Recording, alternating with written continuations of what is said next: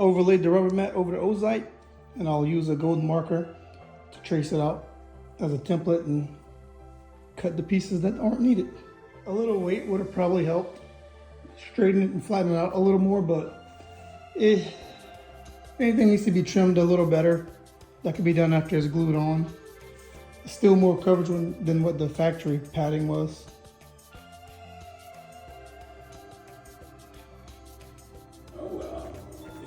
So that was an option, but I decided instead to make sure I get this just right, I'm gonna spray down the matte side and then the carpet mat side at a different angle to where they crosshatch when they fit with each other, and put some weights down it to where I get full coverage, and then I'll go ahead and cut the holes. First time around I did it that same way, but I'm thinking a little differently now. Maybe this will be better.